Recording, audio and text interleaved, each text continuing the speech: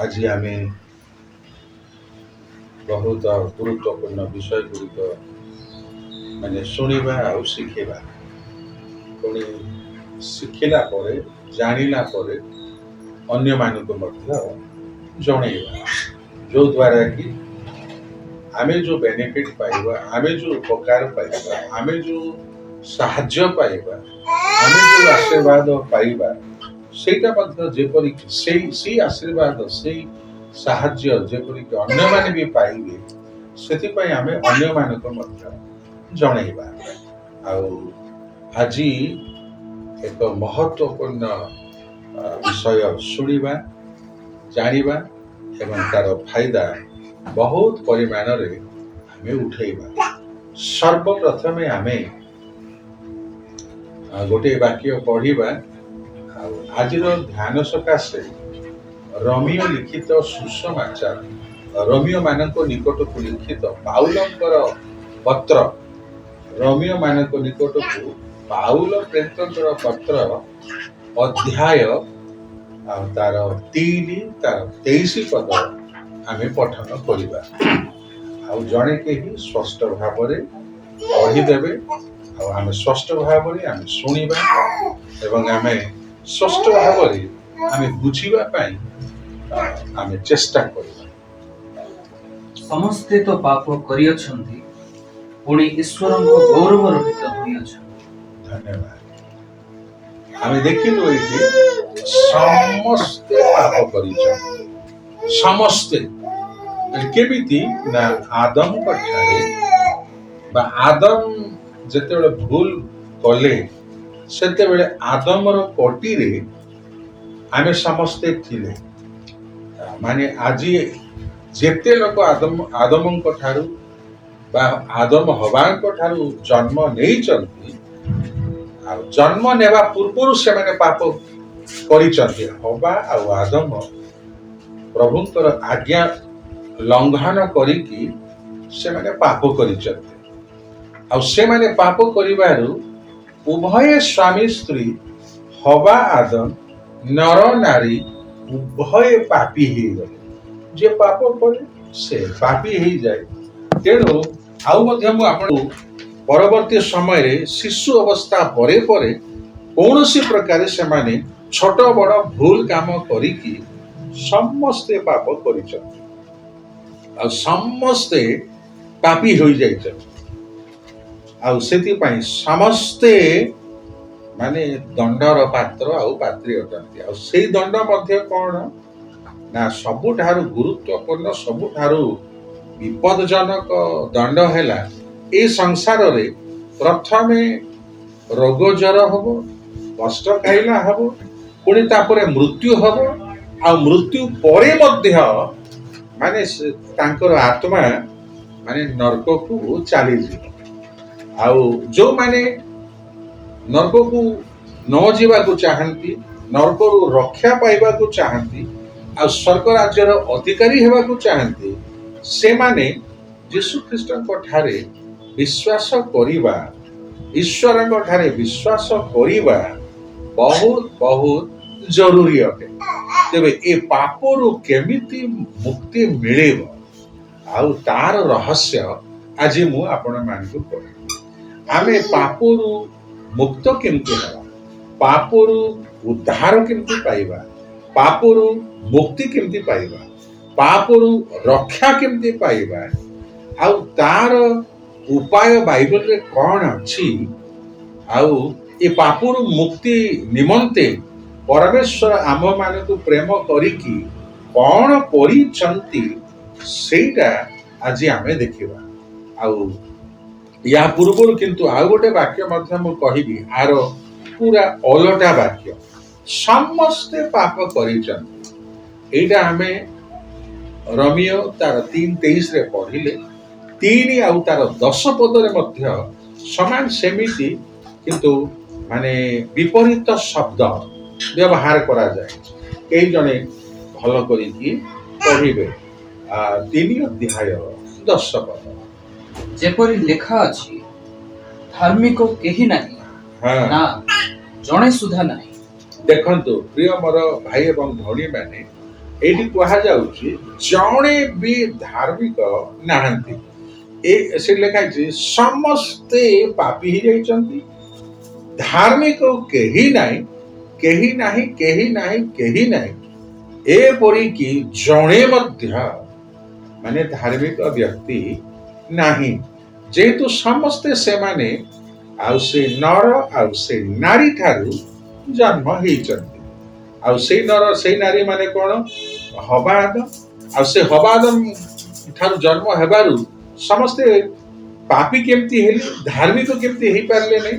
ତାର କାରଣ ହେଲା ସେ ହବା ଆଦମ ବା ସେ ନର ନାରୀ ସେମାନେ ଆଜ୍ଞା ଲଙ୍ଘନ କରି ପାପ କରିକି ସେମାନେ ପାପୀ ହୋଇଯାଇଛନ୍ତି। ତେଣୁ ମାନେ ଏବେ ତାଙ୍କ ଠାରୁ ଯେତେ ଭାଇ ଭଉଣୀ ମାନେ ଜନ୍ମ ଗ୍ରହଣ କରୁଛନ୍ତି, ଯେତେ ନର ନାରୀ ଜନ୍ମ ହଉଛନ୍ତି, ସମସ୍ତେ ପାପୀ ଅଟନ୍ତି। ଏହା ବାଇବେଲ କହେ।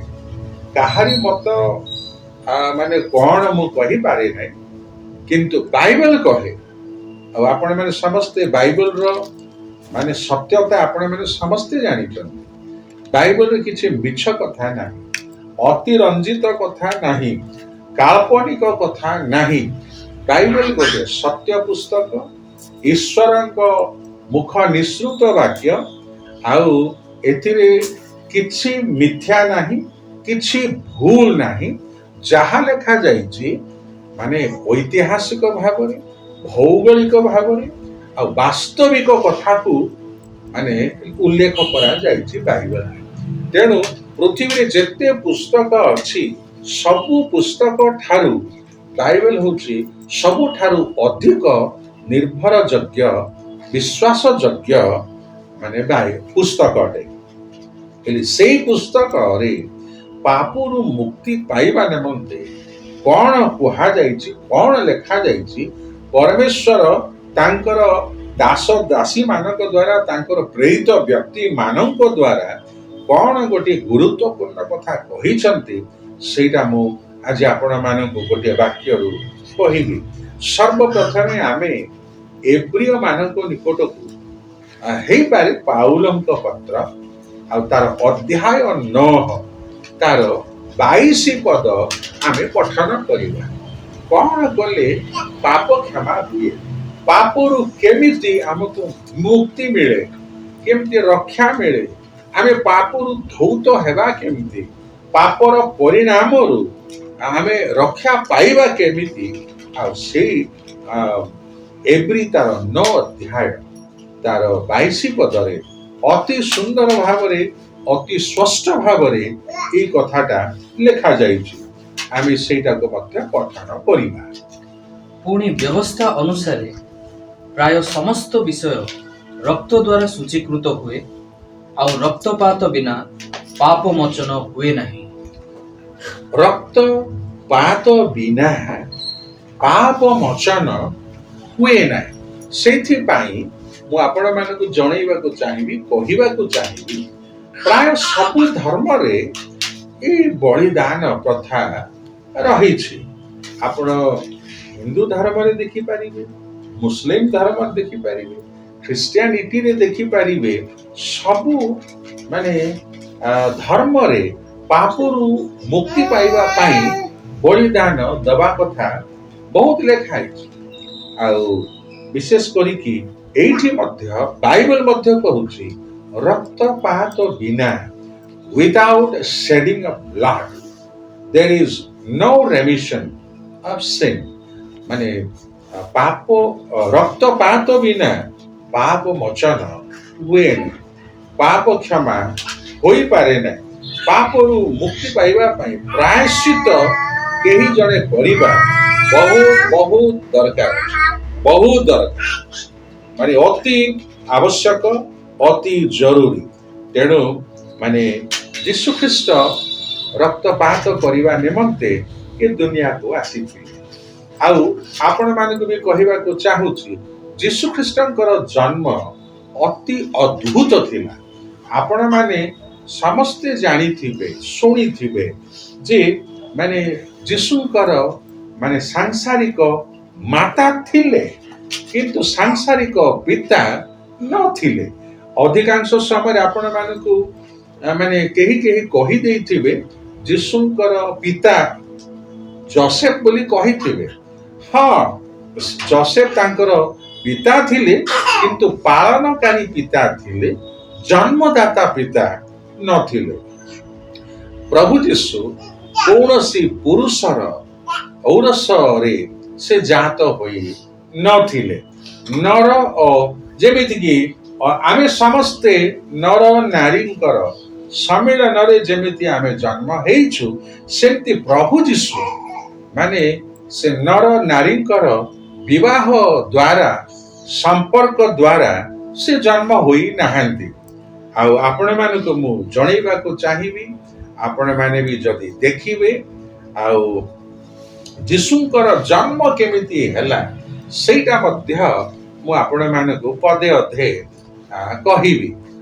आपण मानकु मध्यरु जणे केही माथ्यू लिखित सुसमाचार अध्याय आपण माने समस्ते पढ़ंतु। अध्याय आमे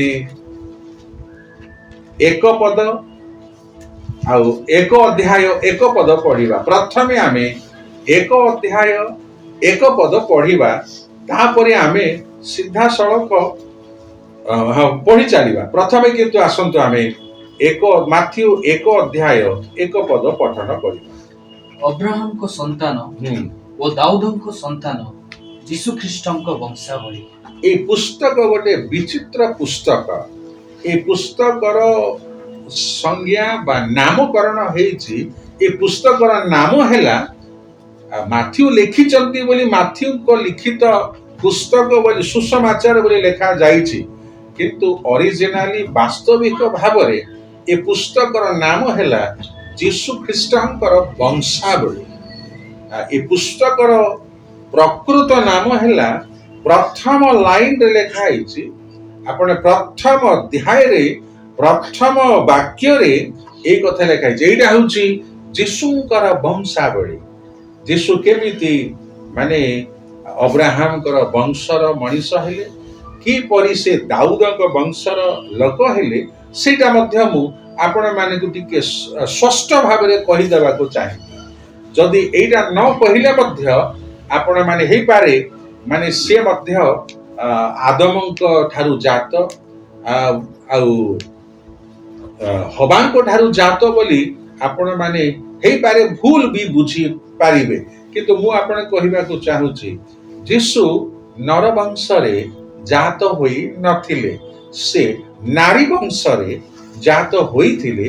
ए कथा आपण माने समस्ते बुझीबा को चेष्टा करंतु। यीशु नर वंश रे जात होई नथिले, से नारी वंश रे जात हेबा कथा।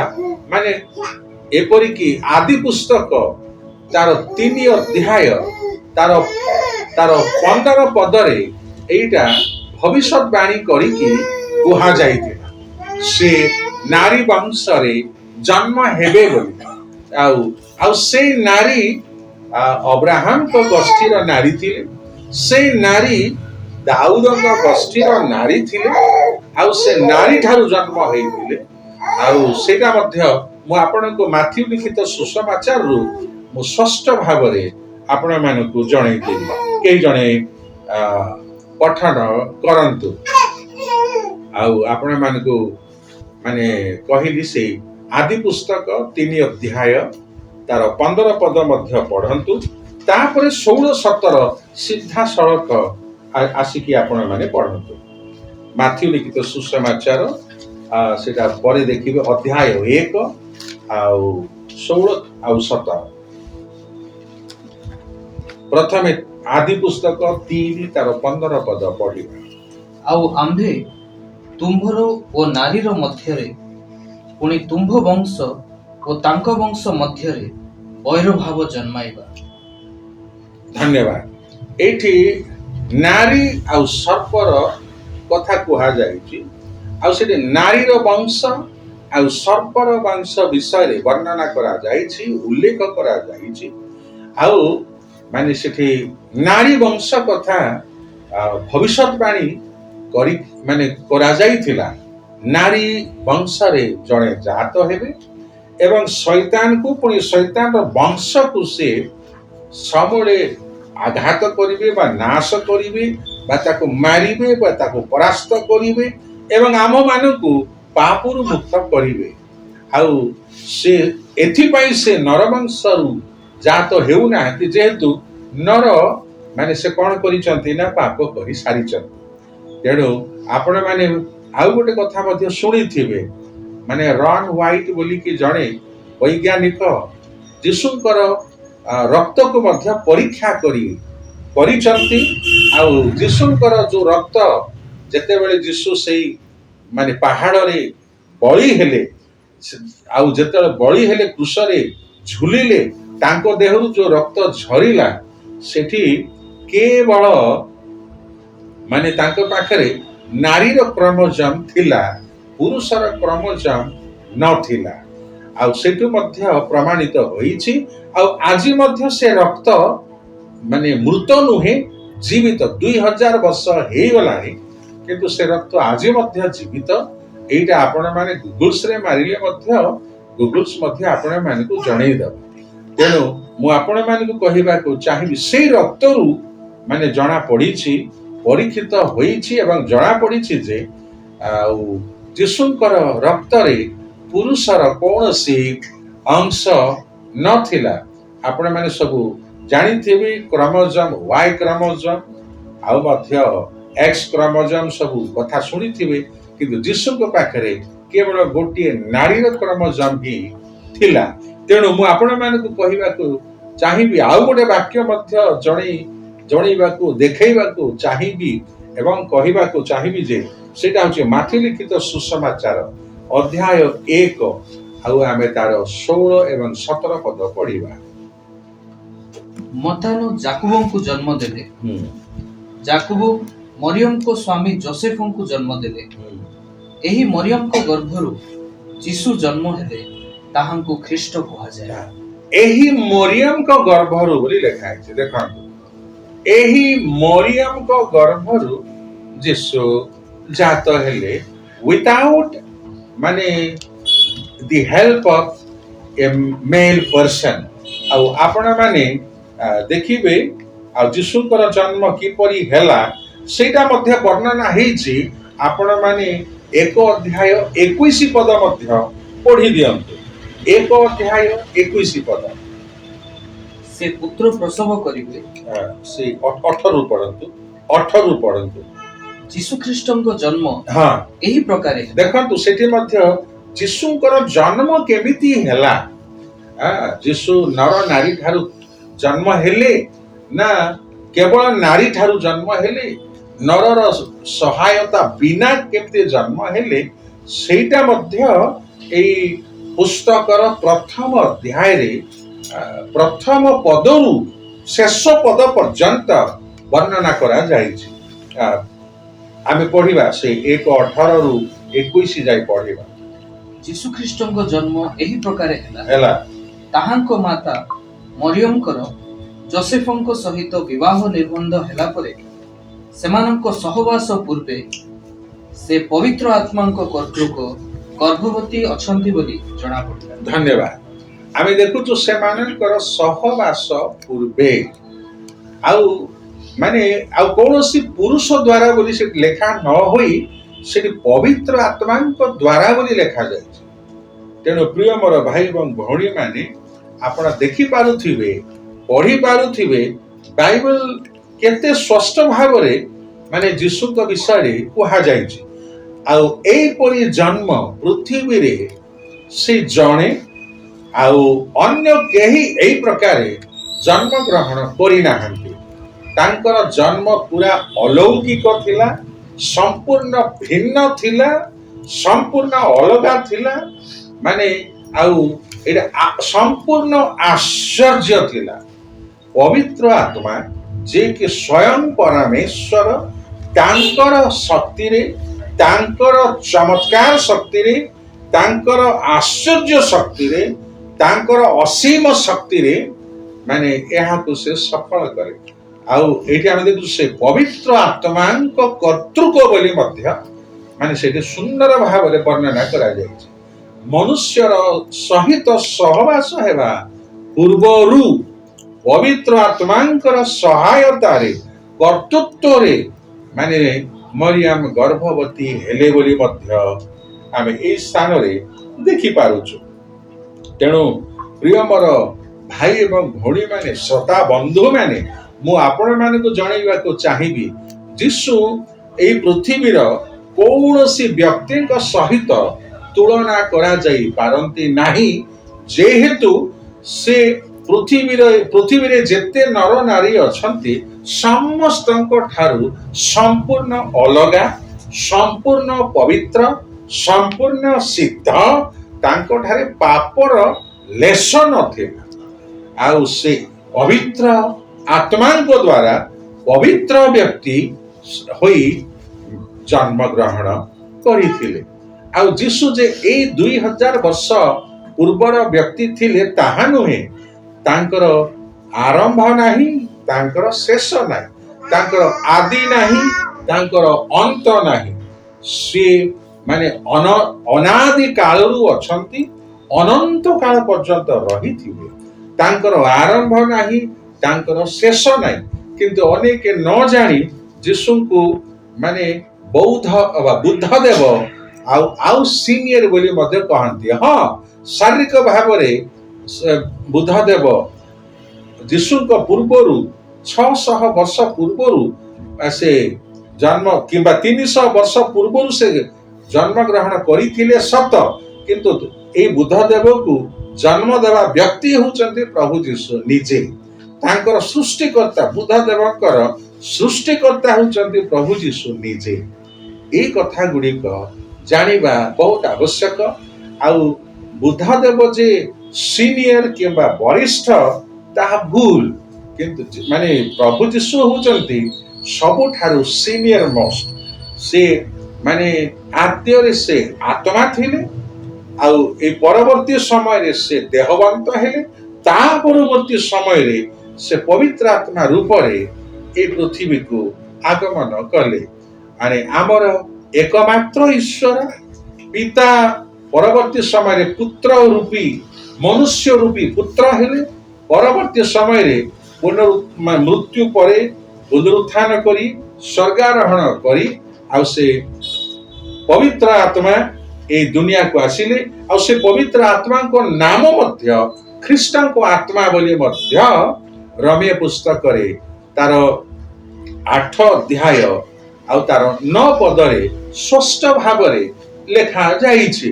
ମାନେ ପବିତ୍ର ଆତ୍ମାଙ୍କୁ ଖ୍ରୀଷ୍ଟଙ୍କ ଆତ୍ମା ବୋଲି ମଧ୍ୟ କୁହାଯାଇଛି। ମାନେ ଆପଣ ମାନେ ଯଦି ଦେଖିବେ, ଆଉ ପ୍ରଥମ ବୋଧ ହୁଏ ଦ୍ୱିତୀୟ ତିମୋଥୀ 3 ଅଧ୍ୟାୟ ତାର 16 ପଦରେ ଏଇପରି ଲେଖା ଅଛି।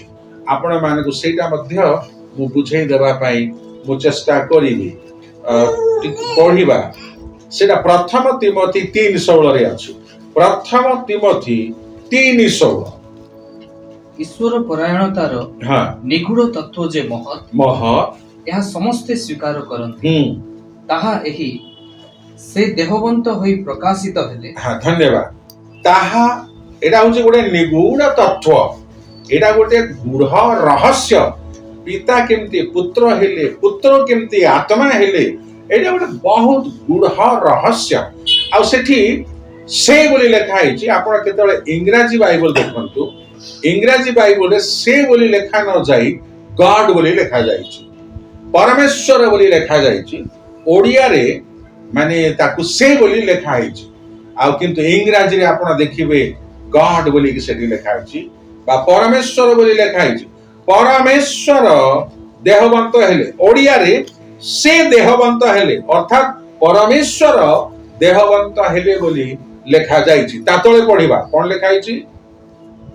ସେ ଆତ୍ମାରେ ଧାର୍ମିକ ବୋଲି ପ୍ରମାଣିତ ହେଲେ, ଦୂତମାନଙ୍କ ଦ୍ୱାରା ଦେଖାଗଲେ, ଜାତିମାନଙ୍କ ମଧ୍ୟରେ ପ୍ରଚାରିତ ହେଲେ, ଜଗତରେ ବିଶ୍ୱାସ ପାତ୍ର ହେଲେ ଓ ଗୌରବରେ ଗୃହୀତ ହେଲେ। ଧନ୍ୟବାଦ। ଆମେ ଦେଖୁଛେ ଆଉ ସେଠି ମଧ୍ୟ ଆତ୍ମାରେ ମାନେ ସେ ପବିତ୍ର ବୋଲି ପ୍ରମାଣିତ ହେଲେ ବୋଲି ମଧ୍ୟ ଲେଖା ହେଇଛି। ସେ ପବିତ୍ର, ସେ କୌଣସି ମଣିଷ ପରି ଅପବିତ୍ର ନୁହନ୍ତି କିମ୍ବା ମଣିଷ ପରି ସେ ପାପୀ ନୁହନ୍ତି। ତାଙ୍କର ଆତ୍ମା ମଧ୍ୟ ତାଙ୍କ ଶରୀର ମଧ୍ୟ ସମ୍ପୂର୍ଣ୍ଣ ଭାବରେ ପବିତ୍ର ଥିଲା ବୋଲି ମଧ୍ୟ କୁହାଯାଇଛି।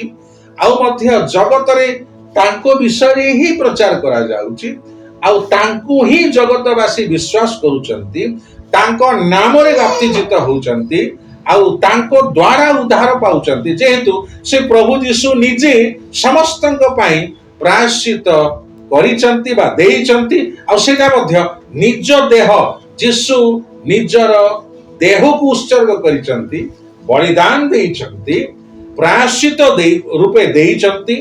ଆଉ ସେ ଆଉ ମଧ୍ୟ ସାରା ଦୁନିଆର ଲୋକ ଯୀଶୁଙ୍କୁ ବିଶ୍ୱାସ କରୁଛନ୍ତି, ଯୀଶୁଙ୍କ ବିଷୟରେ ପ୍ରଚାର କରାଯାଉଛି ଏବଂ ଯୀଶୁଙ୍କୁ ହିଁ ଲୋକମାନେ ବିଶ୍ୱାସ ମଧ୍ୟ କରୁଛନ୍ତି। ତେବେ ଏଇଠି ସ୍ପଷ୍ଟ ଭାବରେ ଆମେ ଦେଖିପାରୁଛେ ପରମେଶ୍ୱର ଦେହବନ୍ତ ହେଲେ, ଆଉ ସେଇ ପରମେଶ୍ୱର ପବିତ୍ର ଆତ୍ମା ବୋଲି ମଧ୍ୟ ପ୍ରମାଣିତ ହେଲେ, ଆଉ ସିଏ ଏକ ପ୍ରଭୁ ଯୀଶୁ ବୋଲି ମଧ୍ୟ ଜଗତରେ ପ୍ରଚାରିତ ହେଲେ, ଆଉ ସାରା ଜଗତବାସୀ ଯୀଶୁ ହିଁ ଉଦ୍ଧାରକର୍ତ୍ତା ବୋଲି ସମସ୍ତେ ଗ୍ରହଣ ମଧ୍ୟ କରୁଛନ୍ତି। ଆଉ ଏଇଟାକୁ ପ୍ରମାଣ କରିବାକୁ ଯାଇ ମୁଁ ଆହୁରି ଅନେକ କଥା ମଧ୍ୟ ମୁଁ କହିବାକୁ ଚାହୁଁଛି। ଆଉ ଆପଣ ମାନେ ଦେଖିଲେ ଯୀଶୁ ମାନେ କୌଣସି ଗୋଟେ ମାନେ ସେ ମାନେ ମନୁଷ୍ୟ ପୁତ୍ର ବୋଲି ଏଥିପାଇଁ ବି କହୁଥିଲେ, ମୁଁ ଆପଣଙ୍କୁ ସେଇଟା ବି କହିବାକୁ ଚାହିଁବି, ଯେହେତୁ ସେ ମନୁଷ୍ୟ ନାରୀରୁ ସେ ଜାତ ହୋଇଥିଲେ, ମନୁଷ୍ୟର ଶରୀରରେ ସେ ଜାତ ହୋଇଥିଲେ, ଆଉ ସେଥିପାଇଁ ତାଙ୍କେ ମନୁଷ୍ୟ ପୁତ୍ର ବୋଲି ମଧ୍ୟ ଏଥିପାଇଁ କୁହାଯାଏ, ଯେହେତୁ ସେ ନାରୀ ଠାରୁ ଅବ୍ରାହମଙ୍କର ବଂଶରେ, ଦାଉଦଙ୍କ ବଂଶରେ, ମରିୟମଙ୍କର ବଂଶରେ, ନାରୀର ବଂଶରେ ସେ ଜାତ ହୋଇଥିଲେ, ତେଣୁ ତାଙ୍କୁ ମନୁଷ୍ୟ ପୁତ୍ର ବୋଲି ମଧ୍ୟ କୁହାଯାଏ। ମୁଁ ଆପଣମାନଙ୍କୁ ଆଉ ଗୋଟେ ବାକ୍ୟ ମଧ୍ୟ କହି ଜଣେଇବାକୁ ଚାହିଁବି। ପ୍ରଭୁ ଯୀଶୁ ମାନେ ନର ଠାରୁ ଜାତ ନୁହନ୍ତି, ସେ ନାରୀ ଠାରୁ ଜାତ, ଏ କଥା ମାନେ ସତ୍ୟ, ଏହା ମଧ୍ୟ ବାଇବଲରେ ଲେଖା ହେଇଛି। ୟା ପରେ ପରେ ସମସ୍ତ ମନୁଷ୍ୟ ନରଜାତ, ଏଇ କଥା ମଧ୍ୟ ମୁଁ ଆପଣମାନଙ୍କୁ ବୁଝେଇ ଦେବାକୁ ଚେଷ୍ଟା କରିବି। ତେବେ ଆମେ ଗାଲାତୀୟ 4 ଅଧ୍ୟାୟ ତାର 4 ପଦ ଆମେ ଟିକେ ଦେଖିବା, କେହି ଜଣେ ପଢିବେ। କିନ୍ତୁ କାଳ ସମ୍ପୂର୍ଣ୍ଣ ହୁଅନ୍ତେ ଈଶ୍ୱର ଆପଣା ନିକଟରୁ ନିଜ ପୁତ୍ରଙ୍କୁ ପ୍ରେରଣ କଲେ, ସେ ସ୍ତ୍ରୀ ଜାତ ହୋଇ ବ୍ୟବସ୍ଥା ଅଧୀନ ହେଲେ। ଆମେ ଦେଖୁଛୁ ଏଠି ସେ ନରଜାତ ନୁହନ୍ତି, ସେ ସ୍ତ୍ରୀ ଜାତ ହୋଇ, এই କଥା ମଧ୍ୟ ଲେଖେ, ସେ ସ୍ତ୍ରୀ ଜାତ, ଆଉ ସେ ଈଶ୍ୱରଙ୍କ ପୁତ୍ର ଥିଲେ। ଆଉ ଶୈତାନ ମଧ୍ୟ ଜାଣିଥିଲା, ସେଥିପାଇଁ ତାଙ୍କ ମନରେ ଡାଉଟ କ୍ରିଏଟ କରିବା ପାଇଁ ତୁମ୍ଭେ ଯେବେ ଈଶ୍ୱରଙ୍କ ପୁତ୍ର ବୋଲି ତାଙ୍କୁ କହୁଥିଲା। ଆଉ ଶୈତାନ ବି ଜାଣିଥିଲା ପ୍ରଭୁ ଯୀଶୁ ହଉଛନ୍ତି ଈଶ୍ୱରଙ୍କ ପୁତ୍ର, ସେ ମନୁଷ୍ୟ ପୁତ୍ର ରୂପରେ ଦେଖା ଯାଉଛନ୍ତି, କିନ୍ତୁ ସେ ମାନେ ସମ୍ପୂର୍ଣ୍ଣ ନର ଠାରୁ ଜାତ ହୋଇଥିବା ମନୁଷ୍ୟ ପୁତ୍ର ନୁହନ୍ତି, ସେ ନାରୀ ଠାରୁ ଜାତ ହୋଇଥିବା ମନୁଷ୍ୟ ପୁତ୍ର, ପବିତ୍ର ମାନେ ପୁତ୍ର ଅଟନ୍ତି। ସେଇ କଥା ମଧ୍ୟ ଆମେ ଦେଖିଲୁ। ପୁଣି ପରବର୍ତ୍ତୀ ସମୟରେ ମଧ୍ୟ ମୁଁ ଆପଣମାନଙ୍କୁ ତାହା ଅନ୍ୟାନ୍ୟ ବାକ୍ୟ ଦ୍ୱାରା ମଧ୍ୟ ଆପଣଙ୍କୁ ଦେଖେଇବି ବା ଜଣେଇବି, ଆପଣମାନେ ଜାଣି ରଖନ୍ତୁ। ତେଣୁ ମୁଁ ଆପଣମାନଙ୍କୁ ଆଉ ଗୋଟେ କଥା ମଧ୍ୟ କହିବି, ଆମେ ସବୁ କେମିତି ଜାତ ହେଇଛୁ, ଆଉ ସେ କଥା ମଧ୍ୟ ମୁଁ ଆପଣମାନଙ୍କୁ କହିବି। ବାଇବଲରେ କେତେ ସ୍ପଷ୍ଟ ଭାବରେ ଲେଖା ଯାଇଛି। ଆପଣମାନଙ୍କୁ ମୁଁ ଯଦି ପ୍ରଶ୍ନ କରିବି, ଆପଣଙ୍କୁ କିଏ ଜନ୍ମ ଦେଲା ବୋଲି ଯଦି ପଚାରିବି, ତାହେଲେ ଆପଣମାନେ ନିଶ୍ଚିତ ଭାବରେ କହିବେ ମା ଜନ୍ମ ଦେଲେ ବୋଲି। କିନ୍ତୁ ସେଇଟା 100କୁ 100 ମାନେ ସେଇଟା ଭୁଲ। ବାଇବଲ ସେଇଟା କହୁନାହିଁ।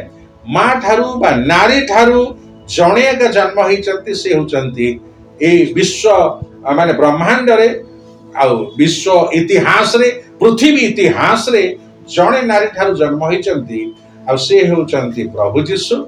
ଆଉ ସେ ପବିତ୍ର, ସେ ପାପୀ ନୁହନ୍ତି, ସେ ଧାର୍ମିକ ବ୍ୟକ୍ତି ଅଟନ୍ତି। କିନ୍ତୁ ସବୁ ମନୁଷ୍ୟ କାହିଁକି ପାପୀ, ମୁଁ ସେଇଟା ମଧ୍ୟ ଆପଣମାନଙ୍କୁ ମାଥ୍ୟୁ ଲିଖିତ ସୁସମାଚାରରୁ ଅଧ୍ୟାୟ 1 ତାର 2 ପଦ, 3 ପଦ, 4 ପଦ, 5 ପଦ, 6 ପଦ ଏମିତି ଯଦି ଆମେ ପଢିବା, ସେଇଠି ଆମେ ସମସ୍ତେ ନର ଠାରୁ ଜାତ, एटा स्पष्ट भाव में जना पड़ जाउछि। मु आपण मानकर उदाहरण पाई आपण को उदाहरण देवा पाई गोटे दृष्टांत देवा पाई मु गोटे दुई तीनटा वाक्य पढ़िबा पाई अनुरोध करिवि। आपण माने से दुई तीनटा वाक्य पठन करंतु। माथ्यू तार 1 अध्याय 2 आउ 3 पद पढ़।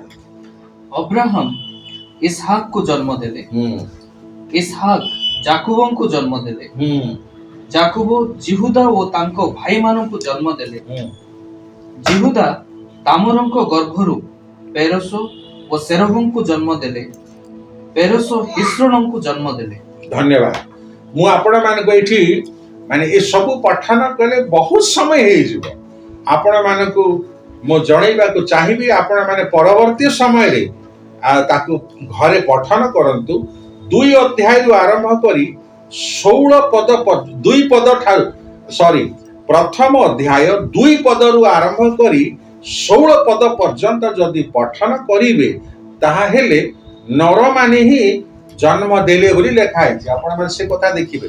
अब्राहम इसहाक को जन्म देले, इसहाक जाकुब को जन्म देले, आ जाकुब इस 12 गोष्ठी को जन्म देले। एमिति नर माने जन्म दवा कथा संपूर्ण 16 पद पर्यंत देखि पारे। 17 पद रे गोटे डिफरेंस अछि आउ से 2 पद रु 16 पद पर्यंत जन्म हेबार संपूर्ण अलगा एवं से 1 अध्याय 17 पदर जन्म सेटा आ गोटे भिन्न प्रकार। अन्य जगह आपण मान देखुचंती माने नर माने जन्म देले किंतु से 17 पदरे माने यीशु नारी ठारू जात हेले बोली माने स्पष्ट भाव रे वर्णना करा जाय छै। तेनु एई कथा आपण जानिले यीशु को ठारे विश्वास करिबा को बाध्य हेबे। तांको ठारे मनुष्यर भली माने आम भली पिता मातांकर क्रमजम नथिला। यीशु को पाखरे केवल माने नारीर अर्थात मरियम रो क्रमजम ही थिला। तेणु एटा प्रमाणित होईची बेसी दिन नुह ए 10-15 वर्ष पूर्वे सेटा प्रमाणित मध्य होईची। यीशु को रक्त मध्य मिलिची ताकू वैज्ञानिक माने परीक्षा करिसंती आ परीक्षा करी एबे मध्य तार रिपोर्ट को सुरक्षित रखिसंती। आपण माने से कथा पठन करि पारिबे। तेणु मु आपण मान को वर्तमान कहिबा को चाहूची जणे पवित्र व्यक्ति रक्त ही प्रायश्चित स्वरूप दिया जाई पारिबो एवं से पवित्र रक्त द्वारा ही मनुष्य माने मुक्ति पाई पारंती। एई कथा आपण को ग्रहण करिबा को हबो, विश्वास करिबा को हबो। जेहेतु एहा बाइबल भी कहे आ बाइबल हो जो समस्त शास्त्र ईश्वर निश्वसित ईश्वरकर मुख निर्गत वाक्य अटे। तेणु वर्तमान मु आपण मान को कहिबा को चाहिबी यीशु केते पवित्र माने प्रायश्चित देइचंती। से पवित्र प्रायश्चित द्वारा आमे उद्धार पाई परिबा। यीशु को ठारे विश्वास करिबा द्वारा, यीशु को ग्रहण करिबा द्वारा, यीशु को प्रभु बोली मानिबा द्वारा आमे रक्षा पाई परिबा, मुक्ति पाई परिबा। आ ए कथा आपण माने जानवा दरकार। पुणी आपण माने अन्य माने को मध्य जणैबा बहुत बहुत दरकार अछि। तेबे आपण माने को मु आ गोटे वाक्य कहिबा को चाहिबी। आपण माने को मध्यरु जणे केही प्रथम पितर 1 अध्याय तार 19 पद दया करी पठन करिवे। केही जणे पढ़ंतु पठन करंतु आ सेठी आमे से यीशुंकर रक्त विषय आमे किछिटा जानिबा। जेनु तुम्भे माने जानो जे तुम्भ मानको पितृपुरुष मानक ठारू प्राप्त परंपरागत निरर्थक आचार व्यवहार रूपा की सुना परी क्षयणीय वस्तु द्वारा मुक्त न होई बरं निखुंत और निष्कलंक मेषशावक सदृश कृष्णଙ୍କ बहुमूल्य रक्त रे मुक्त होइअछ। देखंतु प्रिय भाई भौणी माने मुक्त होइअछ। केउ माने मुक्त होइअछंती जो माने यीशु को ठारे विश्वास करिसंती, जो माने यीशु को ग्रहण करिसंती से माने से समस्त पापरु से माने मुक्त होइचंती। केमिति मुक्त होइचंती? से पवित्र मेष निष्कलंक मेष जे प्रभु यीशु आ से प्रभु यीशुंकर निष्कलंक रक्त निर्दाग रक्त आ पवित्र रक्त द्वारा ए विश्वासी माने मुक्त होइछन्ति। ए कथा आपणकु एवं मते देखिबाकू पड़िबो, शुणिबाकू पड़िबो, पठन करिया पड़िबो, पुणी विश्वास करिबाकू हबो। विश्वास करिबाकू ही हबो बा विश्वास करिबाकू जदि उद्धार पाइबा पय चाहूछु विश्वास करिबाकू बाध्य। जेबे विश्वास करिबा नाइ आमे केबे मध्य मुक्ति पाई परिबा नाइ, उद्धार पाई परिबा नाइ, रक्षा मध्य पाई परिबा नाइ। जीशु होचंती आम समस्तंकर जगतर समस्तंकर पाप भार से जणे ही बहन करी नहीं पारंती, जेहेतु से जणे निष्पापी, से जणे निर्दोषी, से जणे निखुंत, से जणे संपूर्ण पवित्र, सेथि पाई से जणे ही ए पृथ्वीर माने पाप को माने नहीं पारंती बा पाप रूप पृथ्वीर समस्त नर नारी को पापरू मुक्त करि पारंती। जेहेतु पापर परिणाम भयंकर सेटा परे केबे आपण कहिबी, किंतु ए भयंकर परिणाम केवल जीशु केबा केवल जीशुको रक्त ही आम मानकु ए पापर स्वभावरू, ए पाप करिवार गुणरू, ए पाप करिवार प्रकृतिरू माने जीशुको ठारे विश्वास करिवा द्वारा ही आमको से शक्ति मिले, से मुक्ति मिले, से आशीर्वाद मिले। तेणु मु आपण मानक आउ गोटे वाक्य मध्य मैं प्रभु को दास माने पवित्र आत्मा को द्वारा परिचालित होई कोन कहिचंती सेटा आउ गोटे वाक्य मध्य मु आपण मानक कहिबी। के जणे जहन लिखित सुसमाचार अध्याय 1 तार 19 पद टिके देखिबा, 19 ना 29 मु टिके 19 प्रथमे टिके देखिबा कोन लिखाई छी। आपण किए नहीं एले 29 तही आर दिन हाँ तही आर दिन से जीशुଙ୍କୁ निज पाखକୁ ଆସୁଥିବା ଦେଖି देखी हाँ କହିଲେ कहिले ଏହି ଦେଖ हाँ ଈଶ୍ୱରଙ୍କ ମେଷ ଶାବକ ଯେ ଜଗତର ପାପ ବହି ନେଇ ଯାଆନ୍ତି। जगतर पाप माने केवल इस्राएलियो मानकर नुहे, केवल इंग्रेज मानकर नुहे, केवल अमेरिकीय मानकर नुहे, संपूर्ण जगतर पाप भार माने बही नहीं जाए। पापर प्रायश्चित समस्तंकर माने पापरु से मुक्त करी पारंती। से जणे जगतर समस्त जगतवासींकर माने पाप को से बहन करती बा जगतर समस्त पापी मानकु केवल प्रभु जीशु ही मुक्त करी पारंती, रक्षा करी पारंती, उद्धार करी पारंती।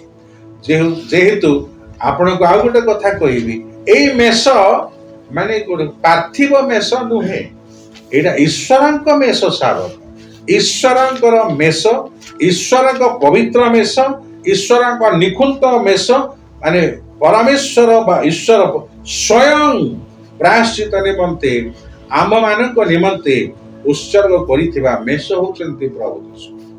तांको रक्त रे ही आम मानकर पाप क्षमा हेई पारे बा मुक्ति मिली पारे किंबा रक्षा मिली पारे। ए कथा आपनकु मते आम समस्तंकु जानिबाकु पड़िबो, देखिबा बाइबल देखिबाकु पड़िबो एवं विश्वास करिबाकु पड़िबो जदि आमे रक्षा पाइबाकु चाहूछु। तेणु मु आपण मानकु आउ गोटे दीटा वाक्य मध्य मु कहिबी, माने जीशु काहीकि आ केमिति आमनकु बा जगतवासी को जगतर समस्तंकु पापु केमिति उद्धार करि पारंती, तार कारण कौन से कथा पुणी थरे रिपीट करिबा, पुनरावृत्ति करि कहिबाकु चाहिबी। जीशु जणे निष्पापी मनीष थिले, पाप शून्य मनीष थिले। सेइथि पाई ए पापी मनुष्य मानकर बदले से निजको बलिदान दे निजे मृत्यु भोग करी रक्त प्रदान करी आमको मुक्त करि पारंती। जणे पापी मनीष आ गोटे पापी मनीष को केबे उद्धार करि पारे नै पापरु, किंतु जणे धार्मिक मनीष गोटे पापी मनीष को पापरु मुक्त करि पारे। तेणु आमे आ गोटे वाक्य मध्य पढ़िबा, आउ एवरी पुस्तक तार 4 अध्याय तार 15 पद मध्य आमे टिके पढ़िला। के टिके पढ़िबे, कारण जे आम्भमानको दुर्बलता रे ଆମ୍ଭମାନଙ୍କ ପ୍ରତି ସହାନୁଭୂତି ଦେଖାଇବାକୁ ଅସମର୍ଥ। ଆମ୍ଭମାନଙ୍କର ଏପରି ମହାଯାଜକ ନାହାନ୍ତି, ବରଂ ସେ ପାପ ରହିତ ହୋଇ ଆମ୍ଭମାନଙ୍କ ପରି ସର୍ବତ ଭାବେ ପରୀକ୍ଷିତ ହେଲେ। ସେଠି ଲେଖା ହେଇଛି ପାପ ରହିତ ହୋଇ, ଅର୍ଥାତ୍ ପାପ ଶୂନ୍ୟ ହୋଇ, ମାନେ ଇଂରାଜୀରେ ଲେଖା ହେଇଛି yet without sin। ସେ ମାନେ ପାପ ଶୂନ୍ୟ ମଣିଷ, ପାପ ରହିତ ମଣିଷ, ମାନେ ତାଙ୍କଠାରେ ପାପର ଲେଶ ନାହିଁ। ଏଇପରି ଜଣେ ବ୍ୟକ୍ତି ଯିଏକି ଆମକୁ ଉଦ୍ଧାର କରି ପାରନ୍ତି, ମୁକ୍ତି ଦେଇ ପାରନ୍ତି, ଆଉ ତାଙ୍କର ରକ୍ତ ଦ୍ୱାରା ହିଁ ଆମେ ମୁକ୍ତି ଲାଭ କରି ପାରିଥାଉ। ତେଣୁ ପ୍ରିୟ ମୋର ଭାଇ ଏବଂ ଭଉଣୀ ମାନେ, ମୁଁ ପ୍ରଥମେ ଯୋଉ ବାକ୍ୟ କହିଥିଲି, ଆଉ ସେ ବାକ୍ୟ ଥିଲା ମାନେ ରକ୍ତପାତ ବିନା ପାପ ମୋଚନ ହୁଏ ନାହିଁ। ଆଉ ଯେ ସିଏ ବା ଯେକୌଣସି ବ୍ୟକ୍ତି ରକ୍ତପାତ କରିଦେଲେ ମଧ୍ୟ, ରକ୍ତପାତ କଲେ ମଧ୍ୟ ଆମକୁ ପାପ କ୍ଷମା ମିଳେ ନାହିଁ।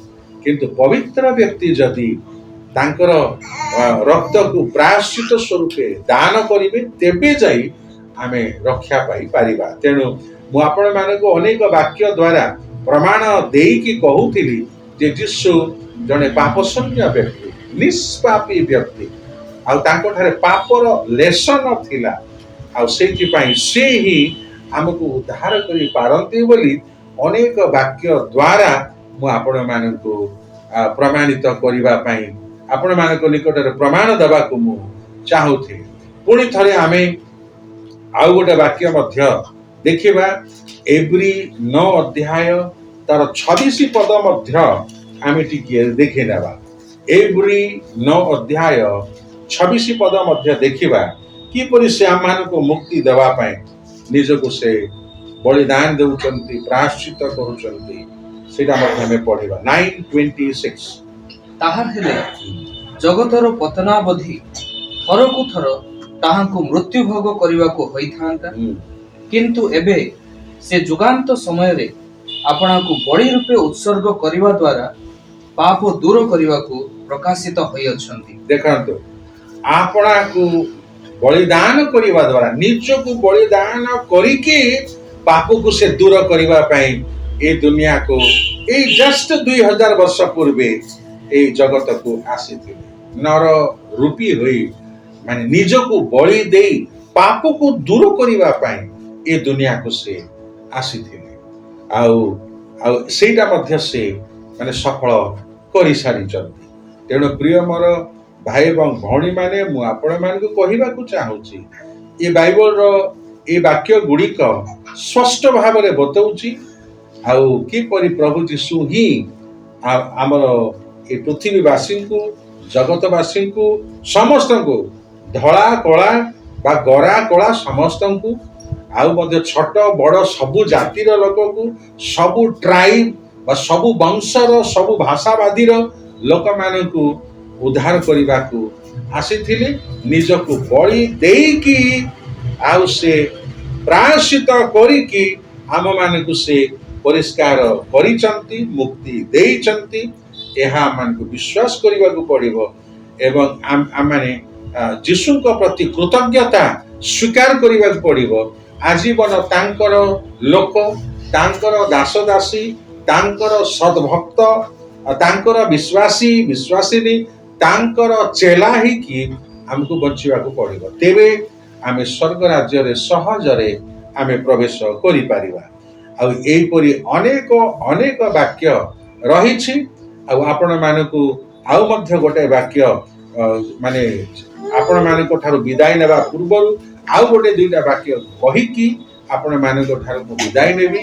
ଆଉ ଆମେ ପୁଣି ଥରେ ସେଇ ପ୍ରଥମ ପିତର 2 ଅଧ୍ୟାୟ, ଆମେ ତ 1 ଅଧ୍ୟାୟ ଦେଖିଲୁ, ଆମେ 1 ଅଧ୍ୟାୟ 19 ପଦ ଦେଖିଲୁ, 2 ଅଧ୍ୟାୟ 19 ପଦ ମଧ୍ୟ ଟିକେ ଦେଖି ନେବା।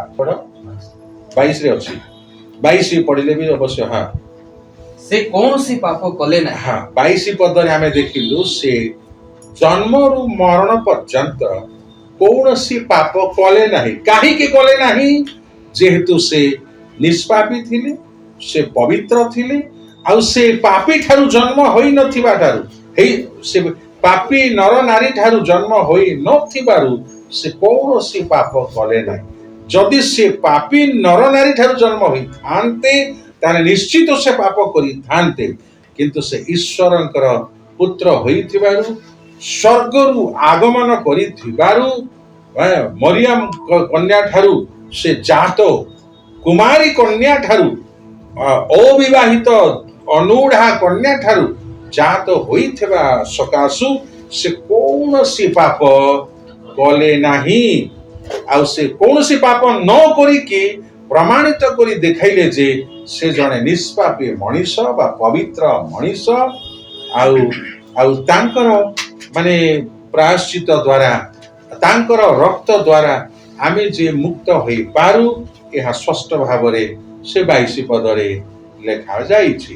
ତେଣୁ ପ୍ରିୟ ମୋର ଭାଇ ଏବଂ ଭଉଣୀମାନେ, ଆପଣମାନଙ୍କୁ ମୁଁ ଜଣାଇବାକୁ ଚାହୁଁଛି, ଯୀଶୁ ମହାତ୍ମା ଗାନ୍ଧୀଙ୍କ ସହିତ ତୁଳନା କରାଯାଇ ପାରନ୍ତି ନାହିଁ, ବୁଦ୍ଧ ଦେବଙ୍କ ସହିତ ତୁଳନା କରାଯାଇ ପାରନ୍ତି ନାହିଁ, କୌଣସି ମହମ୍ମଦ କିମ୍ବା ଆକବରଙ୍କ ସହିତ ମଧ୍ୟ ତୁଳନା କରାଯାଇ ପାରନ୍ତି ନାହିଁ, କୌଣସି ଦେବୀ ଦେବତାଙ୍କ ସହିତ ମଧ୍ୟ ସେ ତୁଳନା କରାଯାଇ ପାରନ୍ତି ନାହିଁ। ସେ ସବୁର ବା ସମସ୍ତଙ୍କ ଠାରୁ ଉପରେ, ସବୁଠାରୁ ଉପରେ, ଉଚ୍ଚରେ, ଯେହେତୁ ସମସ୍ତେ କିଛି ନା କିଛି ତ୍ରୁଟି କରିଛନ୍ତି, ଭୁଲ କରିଛନ୍ତି, ପାପ କରିଛନ୍ତି, କିନ୍ତୁ ଯୀଶୁ ଗୋଟିଏ ସୁଦ୍ଧା ମାନେ ଭୁଲ ଭାଲ କରିନାହାନ୍ତି, ପାପ କରିନାହାନ୍ତି, ଅବାଧ୍ୟ ହୋଇନାହାନ୍ତି। ଆଉ ସେ ନିଜକୁ ମାନେ ପବିତ୍ର ରଖିଲେ, ନିଷ୍ପାପୀ ରଖିଲେ, ଆଉ ସେ ପ୍ରମାଣିତ କରି ଦେଖାଇଲେ। ସେଇଥିପାଇଁ ତାଙ୍କର ରକ୍ତପାତ ଦ୍ୱାରା ଆମ ସମସ୍ତଙ୍କର ମାନେ ପାପ ମୋଚନ ହୋଇପାରେ, ଯେହେତୁ ତାଙ୍କର ରକ୍ତ ପବିତ୍ର।